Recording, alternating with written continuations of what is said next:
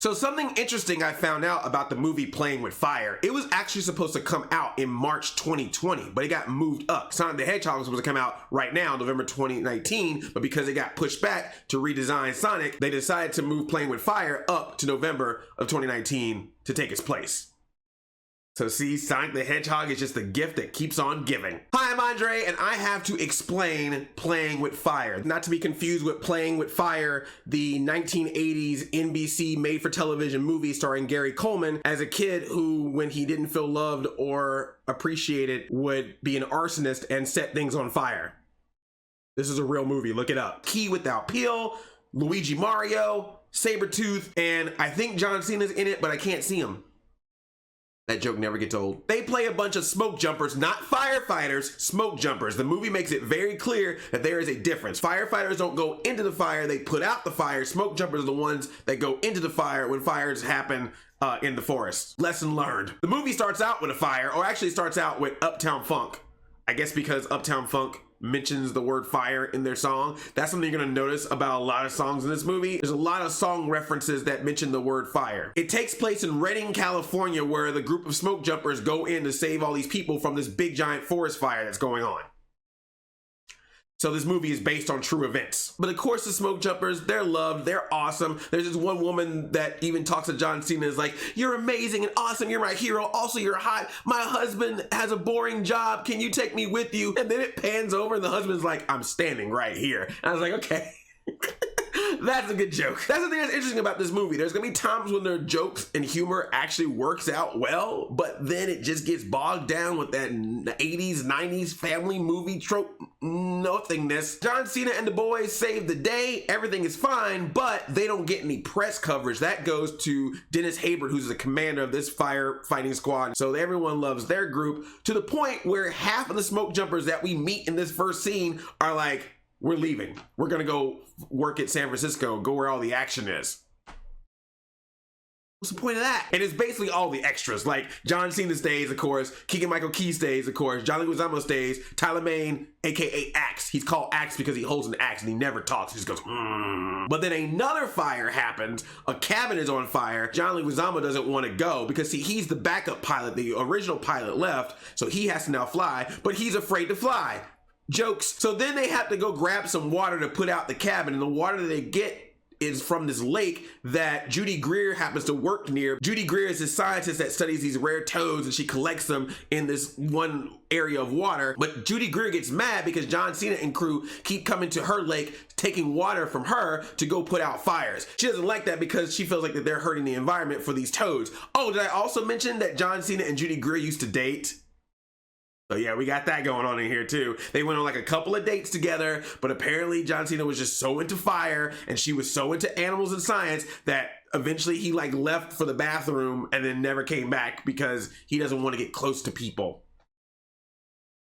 80s, 90s family movie, here we go. So John Cena goes into the fire, and that's where we meet the three kids they end up having to hang out with for the rest of the movie. They're stuck in this fire, so John Cena is trying to talk to them, and there's this weird like conversation they keep having about who they should save first. The kids are like, no, take him, and then take me, and then take her. No, take her, and then take me, and then take... And it's happening while they're surrounded by fire. And then there's this joke where every time John Cena accidentally says now, the people in the plane are like, he said now, pull him back up. And they keep pulling him up, and so he like gets slammed against the wall and on the floor, and it's like wacky jokes. I'm like, you're surrounded by fire. It's funny because they're going to die of fire. But of course, John Cena takes all the kids, gets them out of the fire, takes them back to the firehouse or the cabin that they stay at, their home base. And there's this law that they talk about that if you're a firefighter or policeman or whatever and you find kids, that you have to like hold on to them and keep them safe until their authorized legal parent or guardian picks them up. Us take care of kids? What? The whole bit where a big muscle-bound dude has to take care of kids, that's a constant gag. Vin Diesel did it with a pacifier. The Rock has done it. Arnold Schwarzenegger did it back in the day with Kindergarten Cop. There's always this trope about having whoever is like the most popular muscle-bound dude at the time to have to do some wacky family comedy with, oh no, you gotta take care of a kid. John Cena's a no-nonsense man. He doesn't have time for shenanigans or tomfoolery or monkey business. And they actually use all these words in the movie as like a joke, like the teen girl who's played by the girl from Deadpool, Negasonic Teenage Warhead, who I swear is an adult, is playing like a teenage girl in this movie. And it's really weird because like there's sometimes you see her when she's standing next to the kids and you're like, okay, yeah, I can accept that she's a teenager. But the moment she stands next to like John Cena or Keegan Michael-Key or any of the adults in this movie, like, no, you're not, no. You know, this is some Power Rangers, Clueless, Beverly Hills 90210 teenager we talking about here. All right, I'll see you in Riverdale. So of course, now that the kids are at the firehouse with these guys, wackiness ensues. They don't want them there. The teenager keeps talking back and Keegan Michael-Key is all like, don't you talk to Soup like that. They always refer to John Cena as Soup. He has a whole name, but he's a super intendant of the super whatever, so they just keep calling him Soup. Oh, let's talk about the characters real quick. So the adults, you got John Cena, like I said, he's just no nonsense. You know, we're gonna wake up at 0700 hours and I don't let my guard down because my dad was a smoke jumper and he died in a fire, and therefore I've learned to always protect myself and not get close to people and not let my guard down. I miss my dad. I'm just gonna randomly put that in there in the movie. John Leguizamo, his whole shtick is that he keeps saying quotes wrong. Like he will say like, someone said this quote and they're like, that is not true. Or he'll always want to cook Spam and things. So Spam gets a lot of shout outs in this movie. He like makes Spam pancakes and Spam empanadas, anything he can do with Spam. And he also has this bit where if you cry in front of him, he starts crying. See, this would have never happened if we made a sequel to Super Mario Brothers. And then Keegan Michael-Key, okay, how can I explain this character?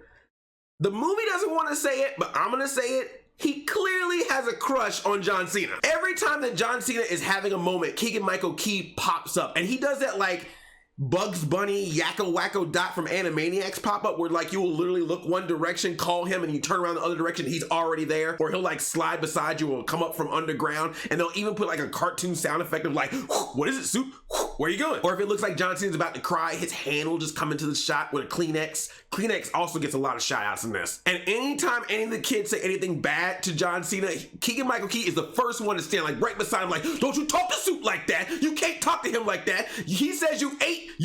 And I'm like, dude, you love this guy. It's very clear you love this dude. I don't know how many of you watched Power Rangers Ninja Steel, but John Cena and Keegan Michael-Key, totally Victor and Monty. And Axe, he holds an axe, never speaks. He's never gonna talk.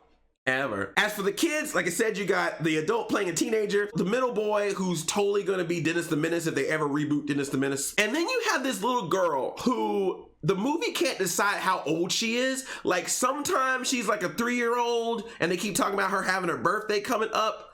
But then other times when they want to do like baby jokes, they make her a baby. So like if you need to change a diaper, then all of a sudden she's a baby. Sometimes she can talk in complete sentences. Other times she does that like boom, boom, sparkle pony.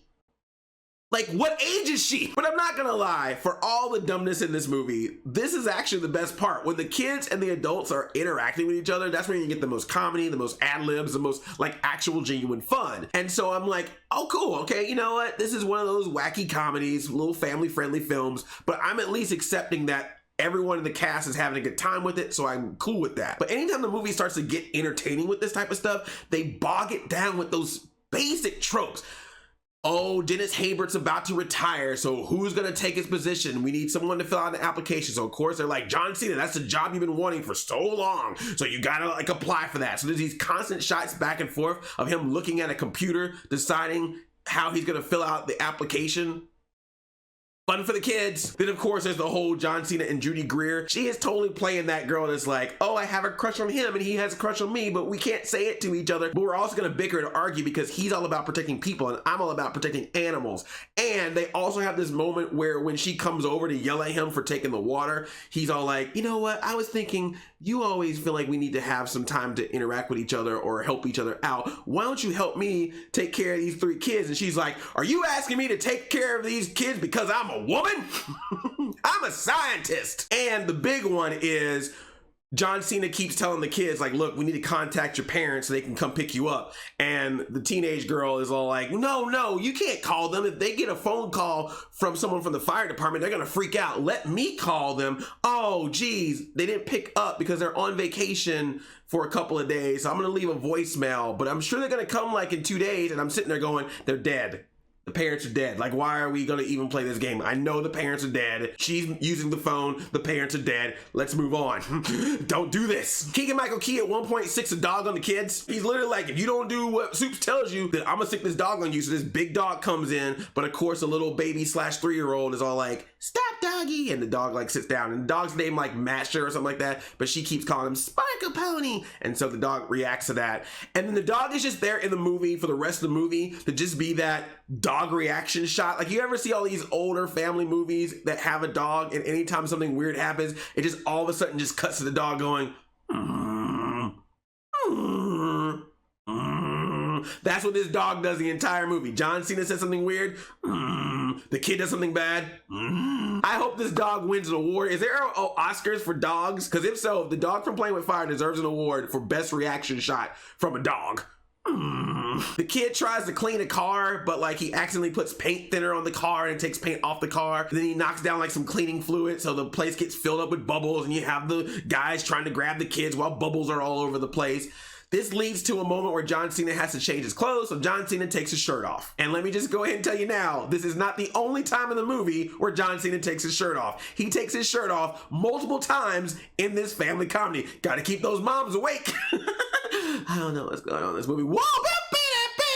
Then there's this bit where the baby / 3-year-old goes boom boom, like she poops her pants. And that's what I was saying, like she's been a kid for a while, but now all of a sudden, because they want to do a change the baby's diaper joke, she has to poop her pants. And of course they're doing all like, I can't breathe, all that kind of stuff because it's so bad. And I'm thinking, okay, funny bit, now we're gonna have the teen girl change her sister's diaper and move on. No, the teen girl slides out of frame, gets out of there, so there's only John Cena and Keegan Michael-Key left with this stinky baby / 3-year-old, so they have to change her diaper. And of course it's like still nasty and still happening while they're doing it, and the girl is just sitting there looking at them like like she's like sadistic about this. These kids are sadistic, by the way. There's even one point when they're trying to change the diaper, or when she's sitting on the table, where she grabs a nail gun and starts shooting nails at Keegan Michael-Key. There's one point where the little boy pulls out flare guns thinking that they're Nerf guns and starts shooting them around. So like flare guns are flying all over the place. So of course the little girl stinks so bad that John Cena has to come in with like a hazmat suit complete with Darth Vader reference.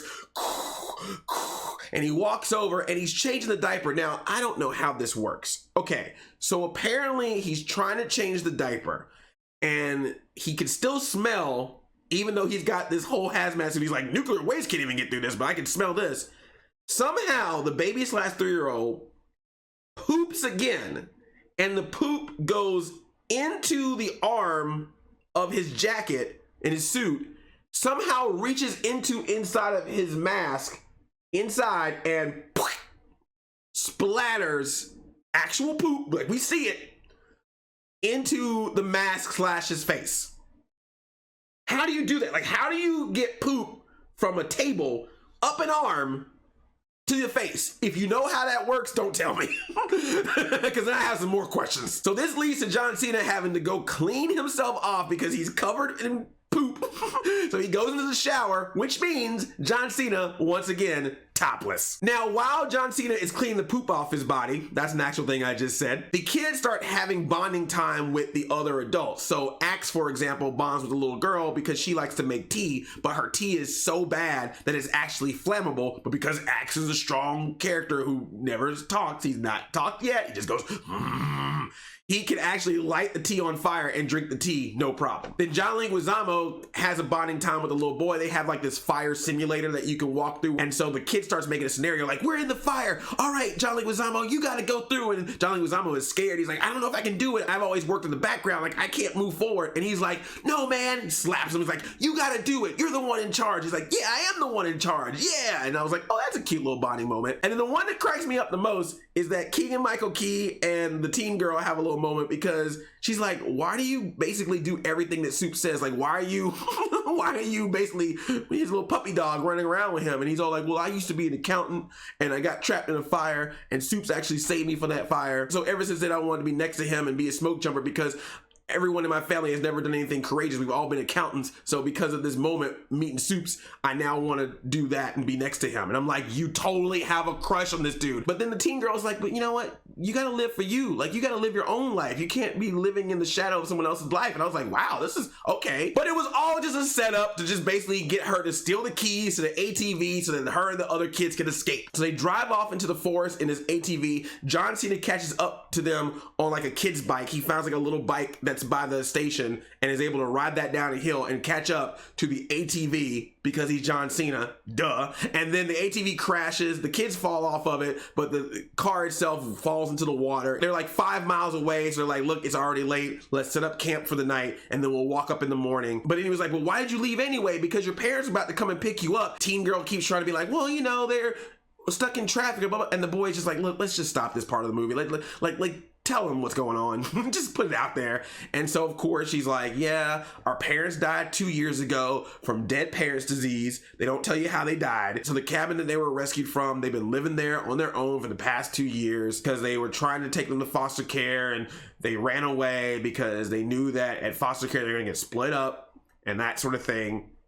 Punky Brewster. So John Cena's like, we'll camp here for the night. We'll go back up the next day, but I gotta call Child Protective Services. That's what I have to do. And she's like, cool, but can you just like tell them to pick us up the next day because it's the little baby girl's 3-4-year-old birthday, and so we want to let her have her birthday and not have to be picked up by CPS the same day. And John Cena's like, cool, I'll tell them that. And they camp out at night. John Cena's doing like crazy stuff, like scouting the forest for chipmunks that he could eat. But then of course the kids are like, dude, we brought like a tent and we have hot cocoa and everything's fine. We even brought toilet paper for when you have to go to the bathroom. Oh, there's this part where John Cena has to go to the bathroom, but the little girl starts crying because she's like, I don't want to be in the forest by myself without John Cena. But John Cena's like, but I gotta go to the bathroom.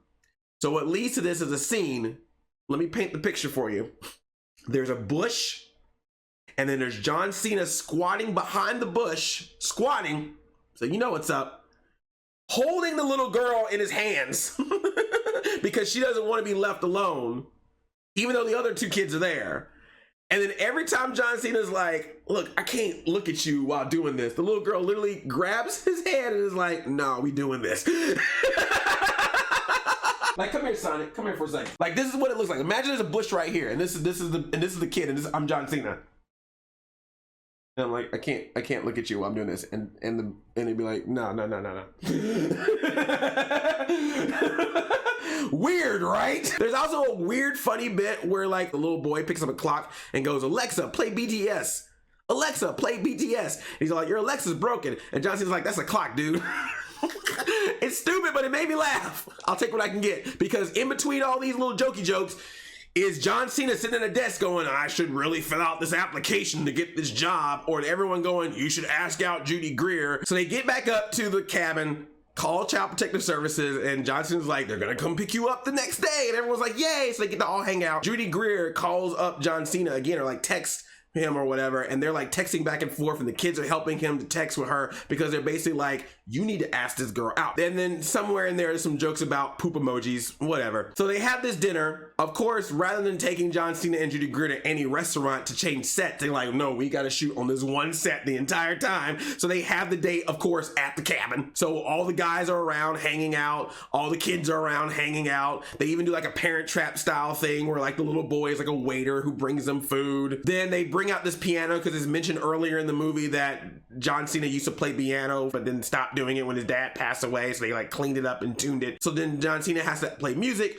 but the only songs he knows are songs about fire. So first he sings Ring of Fire, then he sings The Heat Is On, It's On the Street. It's funny because they keep making these references to fire songs, but yet at no point do they play Ohio Players Fire, you know, fire, boom, boom. That's not in the movie. We didn't start the fire. That's not in the movie. We didn't start the fire because it's always burning since the world was turning. And when John Cena and Judy Greer are trying to get close to each other, they completely miss an opportunity to play Fire and Desire. Ooh. So when John Cena asked everyone else, well, what should I play instead? The little baby / 3-year-old starts naming off a bunch of rappers. She's like, play Chance the Rapper, play Wu-Tang, play Post Malone, play Lil Pump.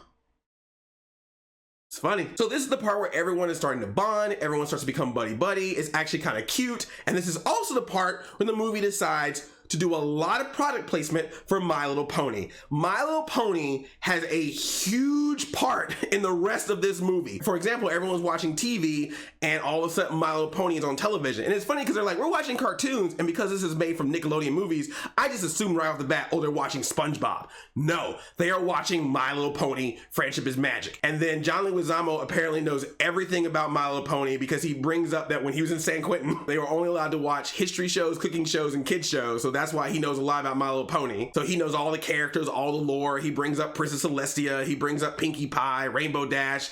The one quote that he gets right of all the quotes he keeps messing up is a quote about Rainbow Dash saying 20% cooler. So if you like My Little Pony, whether you're a kid or a brony, this movie's for you. But it doesn't stop there because, like I said, they want to give the little girl a birthday party. So of course they got to give her a My Little Pony birthday party. This leads into a montage. John Cena and crew go out to the shopping center and pick up a bunch of My Little Pony related stuff. I'm talking My Little Pony party favors, My Little Pony bike, My Little Pony plushies. They wake up the next morning, it's birthday time, there's streamers everywhere, and there's just a My Little Pony party, just pictures of ponies all over the wall. And there's this one point where there's Princess Celestia is on the wall and everyone in the cast like looks up to her. It's almost like a holy moment, like a spiritual moment where it just goes, ah, and you see the kids and the adults just looking up, and then John Leguizamo's all like, that's Princess Celestia, the leader of the ponies, and they're just all like, oh, and I'm like, is this a religion now? Praise Princess Celestia, the goddess of the ponies, command me, Lord. Then the little girl puts stickers on the fire helmets of all the guys, and she picks them based on their personality. So like with Keegan Michael-Key, he gets Rainbow Dash because he's cool, and then John Leguizamo, she puts Fluttershy on his helmet because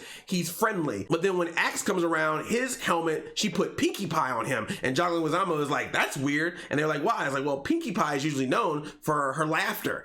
And then Axe, who has not said anything this entire movie, just all of a sudden goes, and I'm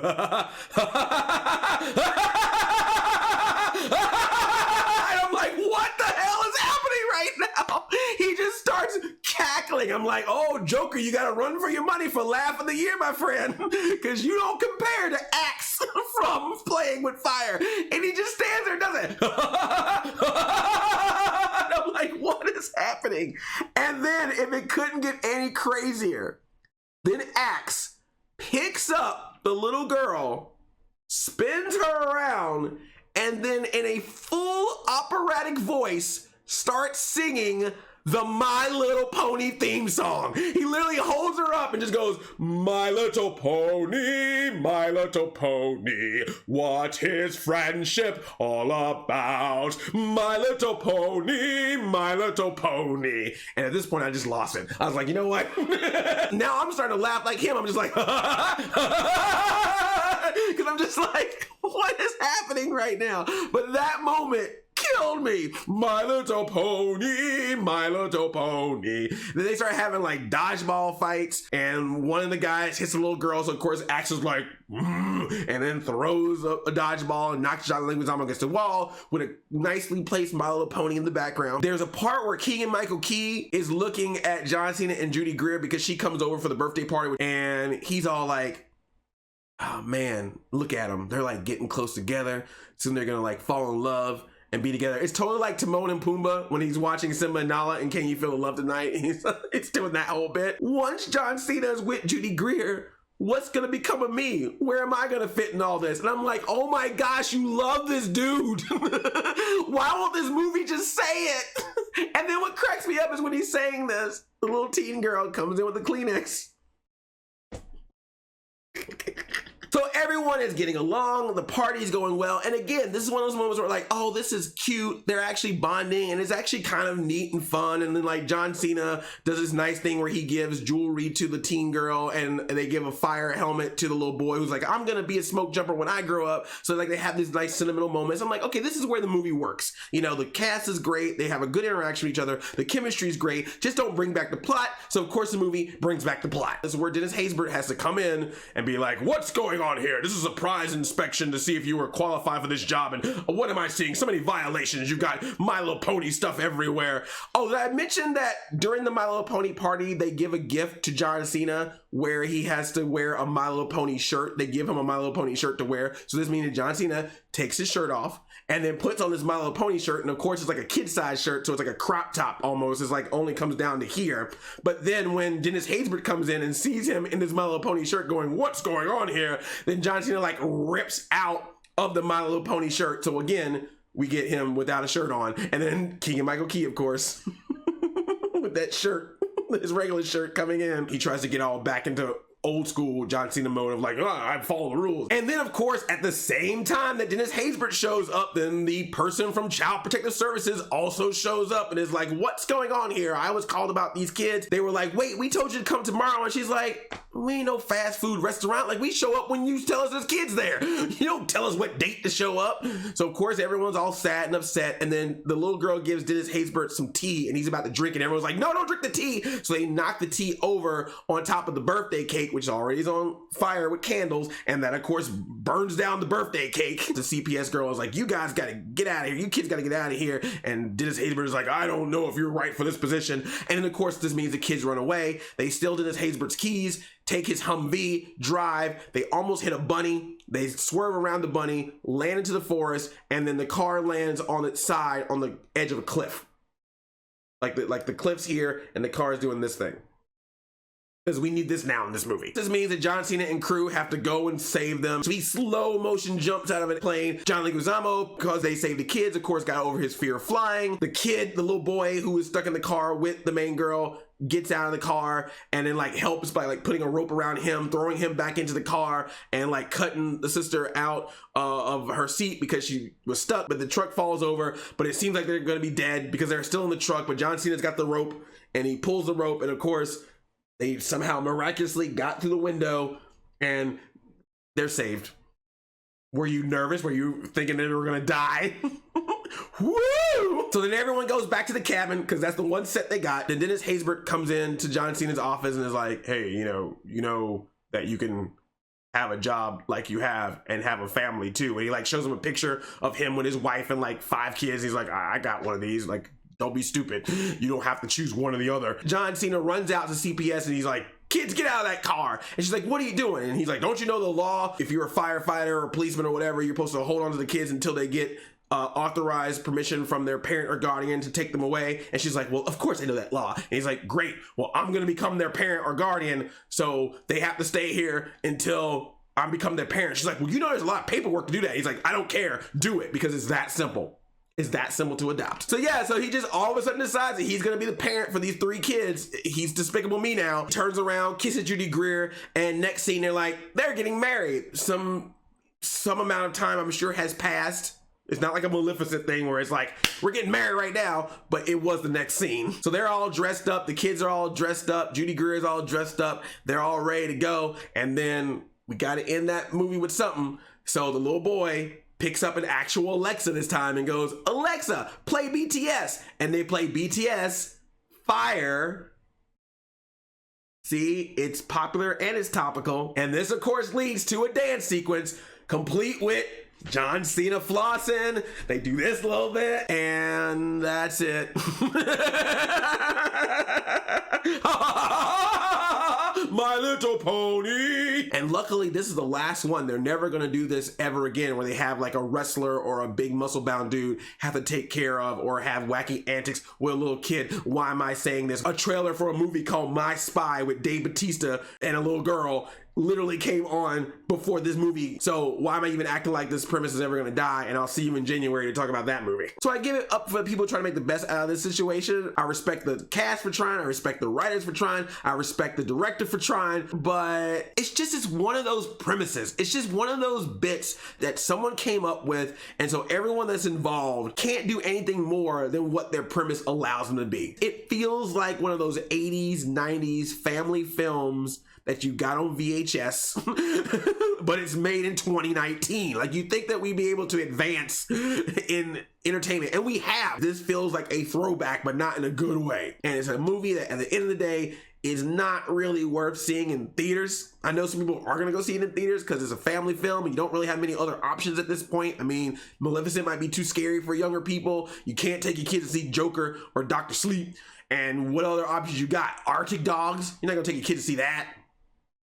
Oh crap, why did I mention Arctic Dogs? This means I'm gonna probably have to go see Arctic Dogs now. Don't make me go see Arctic Dogs. Please, please don't make me go see Arctic Dogs. So I was so close to giving this a good look just because I was like, everyone's doing their best with this, but yeah, man, it's a bedtime. It's just one of these movies that like when you see it at home with your family, you'll be fine. Like when this airs on Nickelodeon next year, that'd be the great time to show it. And you can have as many My Little Pony commercials in between it as you want, including the ones in the movie itself. But if you're missing My Little Pony, actually, I'm gonna give this movie a Fluttershy. I mean, if they're gonna keep putting My Little Pony in this movie, I might as well make my rating a pony as well. I give it a Fluttershy. Take that for whatever you want that to take. Thanks for watching this video. Are there any other movies out there that you would love for me to explain like this? Let me know. And thank you for watching this. If you like what you see here, please subscribe. I love you like a play cousin. I'm Audi 5000. My little pony, my little pony. What does friendship all about? My little pony.